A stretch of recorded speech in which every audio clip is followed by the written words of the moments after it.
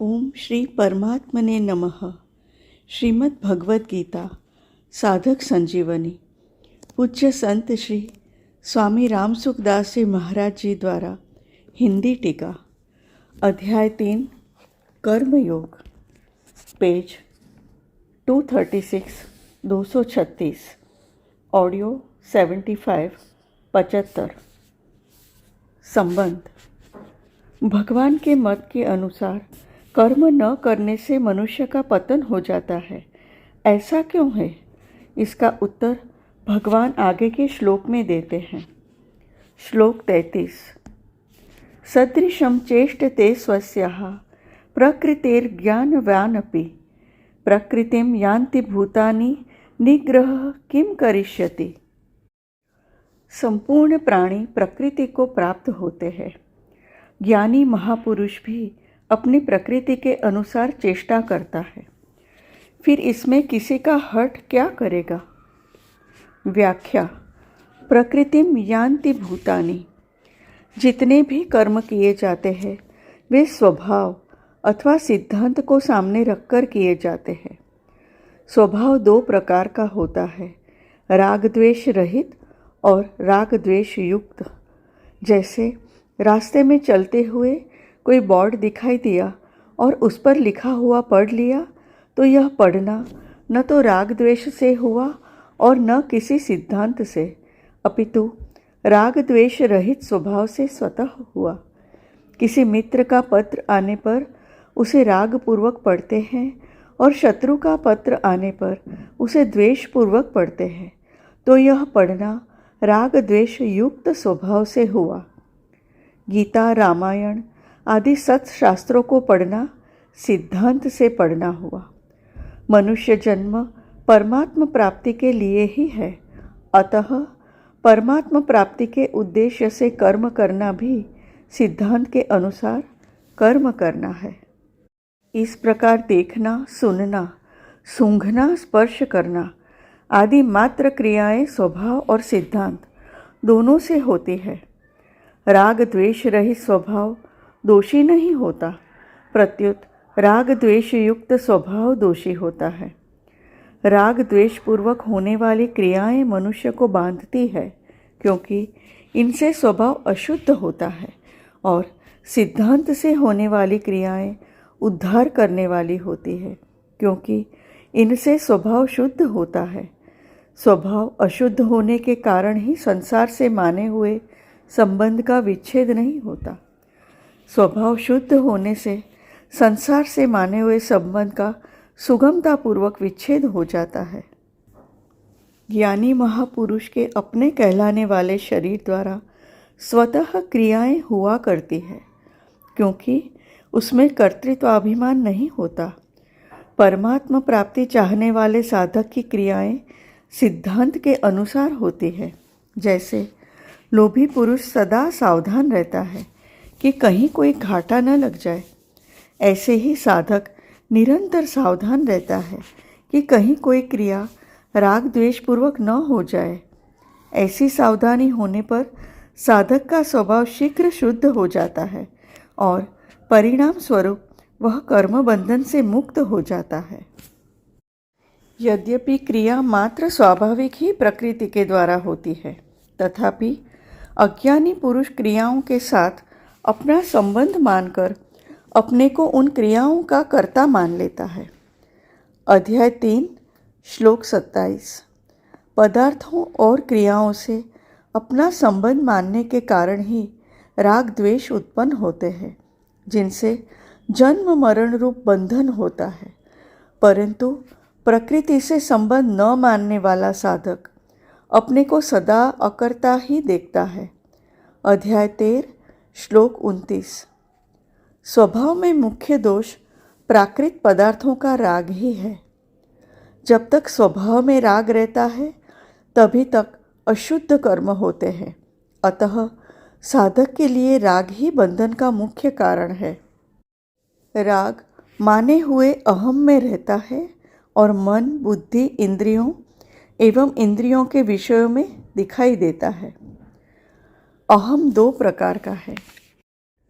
एक, चेतन द्वारा जड़ के साथ माने हुए संबंध से होने वाला तादात्म्य रूप अहम। 2. जड़ प्रकृति का धातु रूप अहम महाभूतान्यहंकारः। अध्याय 13 श्लोक 5। जड़ प्रकृति के धातु रूप अहम में कोई दोष नहीं है, क्योंकि यह अहम मन बुद्धि इंद्रियों आदि की तरह एक करण ही है। इसलिए संपूर्ण दोष माने हुए अहम में ही है। ज्ञानी महापुरुष में तादात्म्य रूप अहम का सर्वथा अभाव होता है, अतः उसके कहलाने वाले शरीर के द्वारा होने वाली समस्त क्रियाएं प्रकृति के धातु रूप अहम से ही होती है।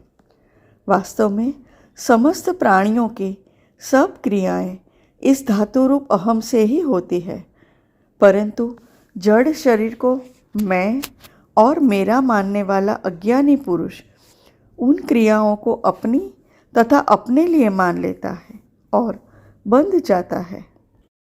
कारण कि क्रियाओं को अपनी और अपने लिए मानने से ही राग उत्पन्न होता है। सदृशं चेष्टते स्वस्याः प्रकृतिर्ज्ञानवान अपि।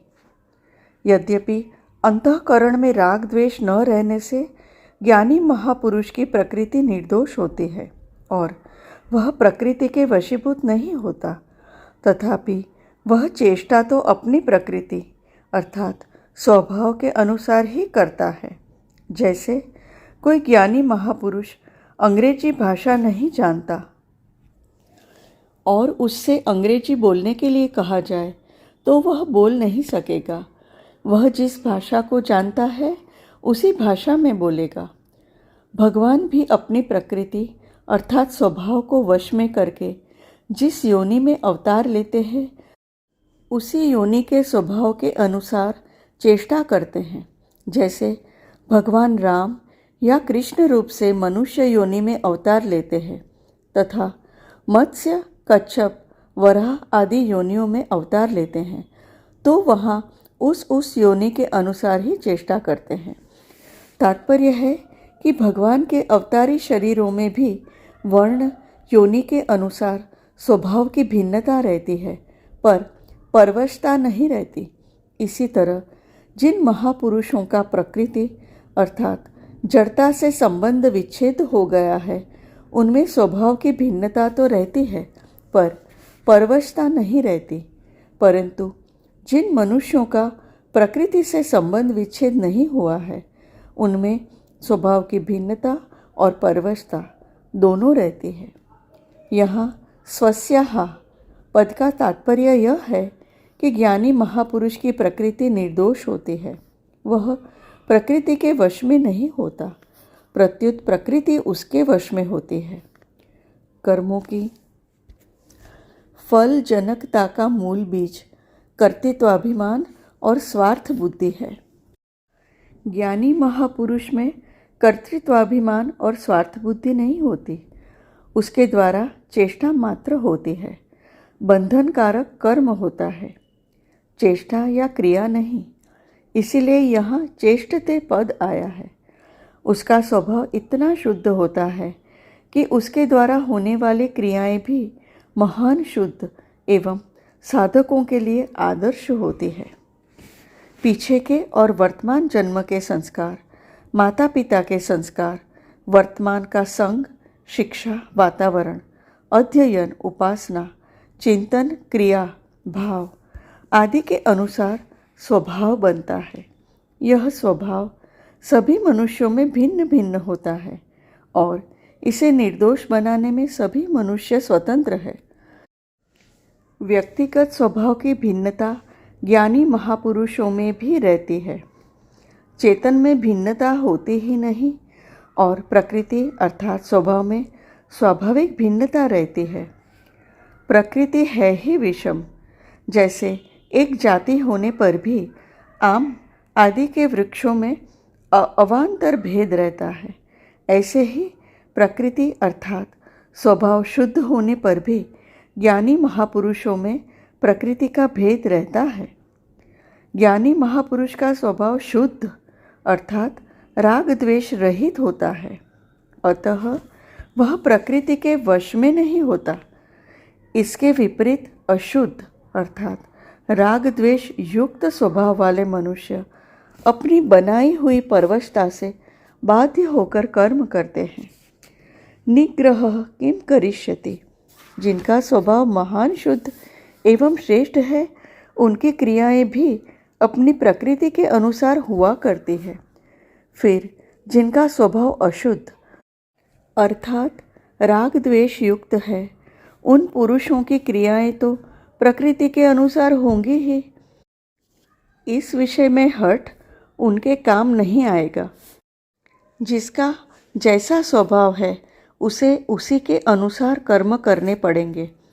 यदि स्वभाव अशुद्ध हो तो वह अशुद्ध कर्मों में, और शुद्ध हो तो वह शुद्ध कर्मों में मनुष्य को लगा देगा।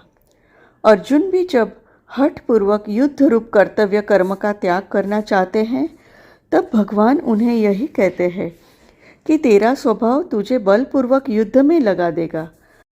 प्रकृतिस्त्वाम नियोक्ष्यति, अध्याय 18 श्लोक 59। क्योंकि तेरे स्वभाव में क्षात्र कर्म अर्थात युद्ध आदि करने का प्रवाह है, इसलिए स्वाभाविक कर्मों से बंधा हुआ तू परवश होकर युद्ध करेगा, अर्थात इसमें तेरा हठ काम नहीं आएगा। करिष्यस्य वशोऽपि तत्, अध्याय 18 श्लोक 60। जैसे 100 मील प्रति घंटे की गति से चलने वाली मोटर अपनी नियत क्षमता से अधिक नहीं चलेगी, ऐसे ही ज्ञानी महापुरुष के द्वारा भी अपनी शुद्ध प्रकृति के विपरीत चेष्टा नहीं होगी। जिनकी प्रकृति अशुद्ध है, उनकी प्रकृति बिगड़ी हुई मोटर के समान है।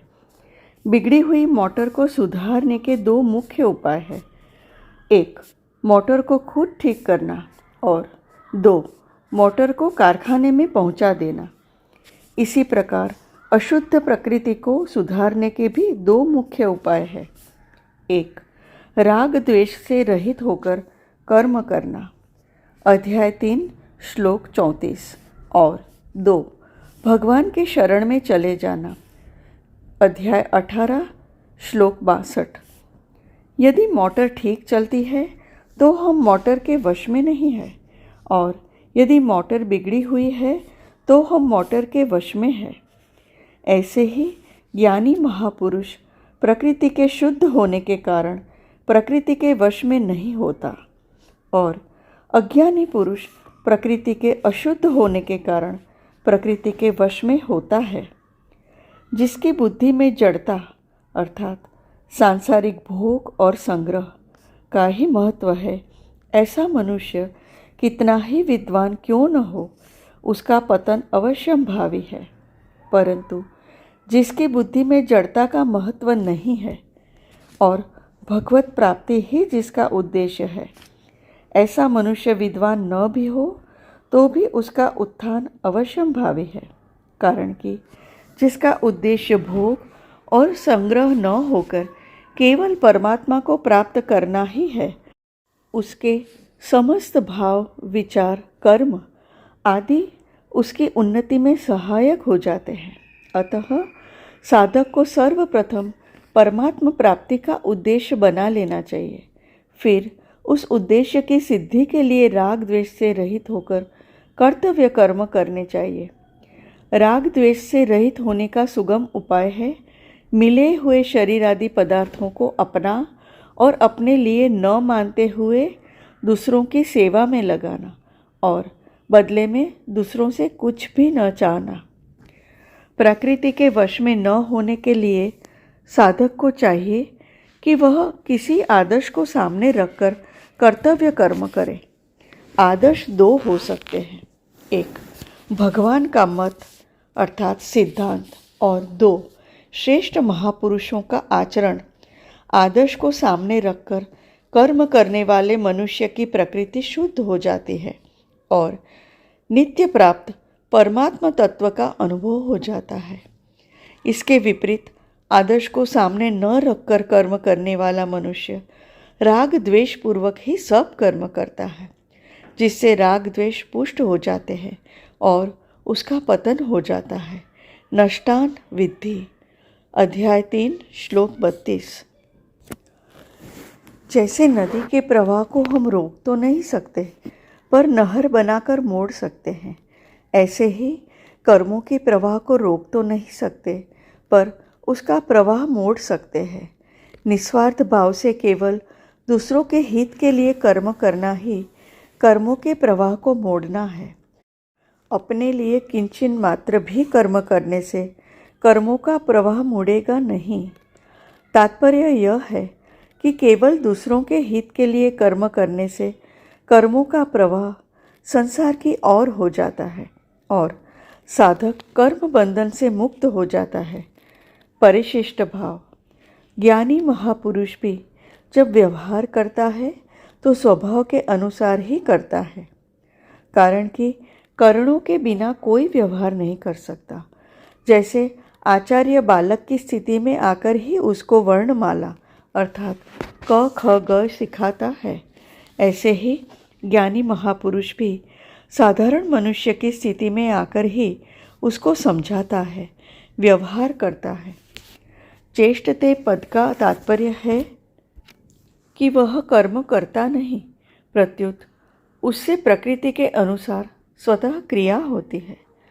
जैसे वृक्ष के पत्ते हिलते हैं तो उनसे कोई फलजनक कर्म अर्थात पाप या पुण्य नहीं होता, ऐसे ही कर्तृत्वाभिमान न होने के कारण उसके द्वारा कोई शुभ अशुभ कर्म नहीं बनता। ज्ञानी महापुरुष भी दूसरों के हित में लगे रहते हैं, क्योंकि साधनावस्था में ही उनका स्वभाव प्राणी मात्र का हित करने का रहा है। सर्वभूत हिते रताः। अध्याय 5 श्लोक 25। अध्याय 12 श्लोक 4। इसलिए कुछ भी करना, जानना और पाना शेष न रहने पर भी उनमें सबका हित करने का स्वभाव रहता है। तात्पर्य है कि दूसरों का हित करते करते जब उनका संसार से सर्वथा संबंध विच्छेद हो जाता है, तब उनको हित करना नहीं पड़ता, प्रत्युत पहले के प्रवाह के कारण उनके द्वारा स्वतः दूसरों का हित होता है। हरि ओम।